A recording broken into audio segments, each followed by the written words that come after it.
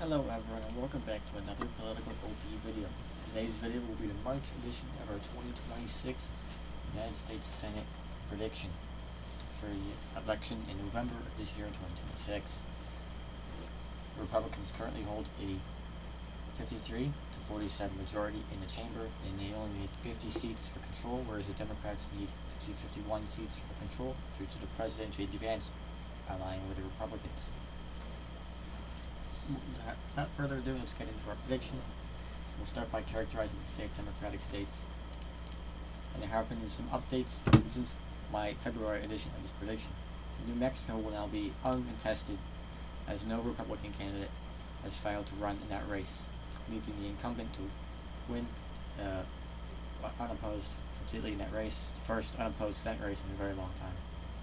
Colorado, Oregon, Illinois, Massachusetts, Rhode Island, New Jersey, and Delaware will all also be safe Democratic in this race, according to the Democratic Senate candidates, by 15 percentage points or more.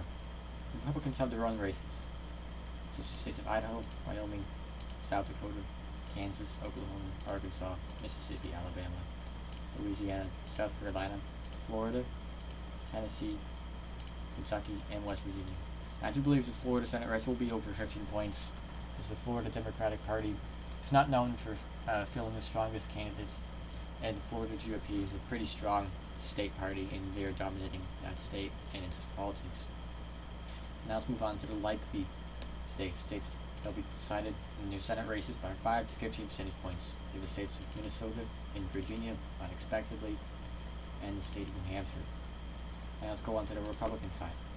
Republicans do have an advantage, and they are pressing that advantage. They have an advantage in races in Nebraska, where independent candidate Dan Osborne is going to run again. He's likely to lose again, but still keep the race relatively close, along the states of Iowa and newly Montana. As there have been some breaking revelations about that race, and there may be a three-way race. It is still a fundamentally red state, but this could make it interesting. And for that reason, I'm now characterizing it as likely Republican. Still probably going Republican by over 10 points, but not over that 15 threshold. Now we move into the remaining states. Southern lean states. There are two lean Democratic states, bringing them from the current 45 to 48 up to 47, with wins in Georgia and North Carolina. Currently, Roy Cooper and Jon Ossoff, respectively, are leading their polls quite handily. There's not been a single poll having Jon Ossoff behind, and again, it will narrow. These polls are preliminary, but Jon Ossoff is leading by a pretty decent margin in all three cases against any of the possible GOP nominees for Georgia Senate 2026. Similarly, in North Carolina, even to a larger extent. Race is now definitely set between Michael Whatley and Roy Cooper. Roy Cooper is leading the polls by quite a bit, and I do expect this race to narrow up. But some of these polls are just insane, like plus 24, plus 10, things like this.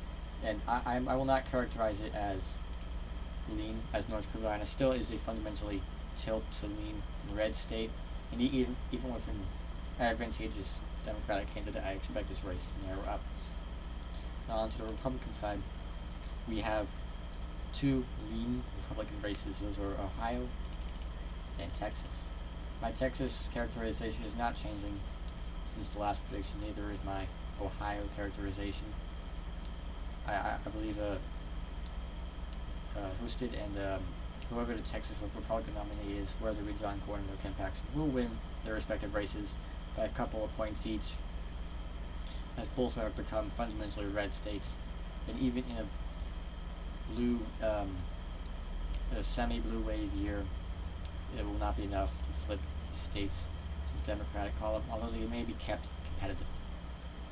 That brings the Republicans to 50 seats, and then we can project that they will keep a very narrow majority of the Senate, as we are predicting three remaining states to all go tilt Democratic in Michigan, Maine, and Alaska.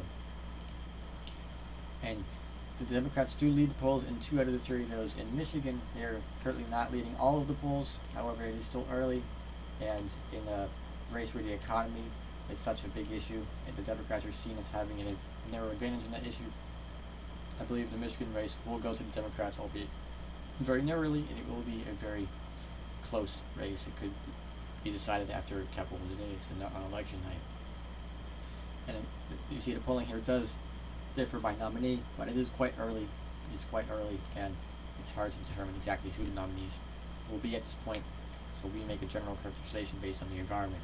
And thus our final prediction is a 50-50 Senate, with Republicans keeping control with the Vice President, J.D. Vance being the tie-breaking vote in favor of the Republicans. If you disagree with this prediction, do you have any thoughts, comments, concerns, make sure to leave them below in the comment section, and like and subscribe if you want to see more content like this.